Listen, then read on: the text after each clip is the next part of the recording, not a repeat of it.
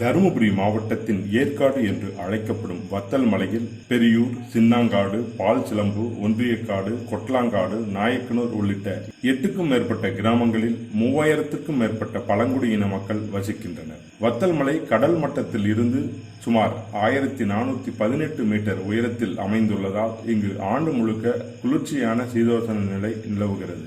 இங்கு வாழும் மக்களின் நீண்ட நாள் கோரிக்கையான சாலை வசதி ரூபாய் 1089 லட்சம் மதிப்பீட்டில் பாரத பிரதமரின் கிராம சாலைகள் திட்டத்தின் கீழ் சுமார் 14 கிலோமீட்டர் தொலைவிற்கு 24 கொண்டை ஊசி வளைவுகளுடன் அமைக்கப்பட்டது. வத்தல்மலை கிராமத்திற்கு பேருந்து வசதி ஏற்படுத்தப்படும் என்று 30/9/2021 அன்று தமிழக முதல்வர் வத்தல்மலையில் நடைபெற்ற அரசு நிகழ்ச்சியில் தெரிவித்து சென்றார். இதன் தொடர்ச்சியாக தற்போது வத்தல்மலை கிராமத்திற்கு பேருந்து சேவை தொடங்கப்பட்டுள்ளது. பேருந்து சேவை தொடக்க நிகழ்ச்சி தருமபுரி புறநகர் பேருந்து நிலைய வளாகத்தில் நடைபெற்றது.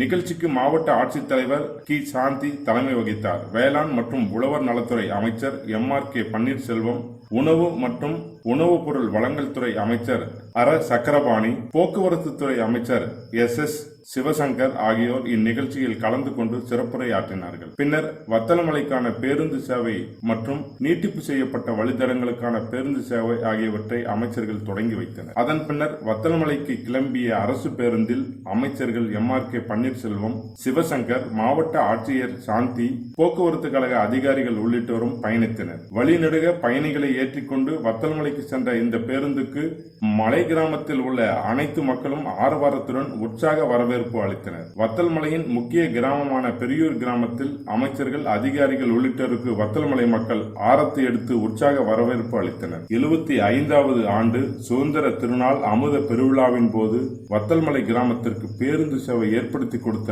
மக்கள் பிரதிநிதிகள், அரசு அதிகாரிகள், முயற்சிகள் மேற்கொண்ட அமைப்புகள் உள்ளிட்டோருக்கு நெகிழ்ச்சியான நன்றியையும் அக்கிராம மக்கள் தெரிவித்தனர். பொதிகை செய்திகளுக்காக தருமபுரியில் இருந்து தண்டபாணி.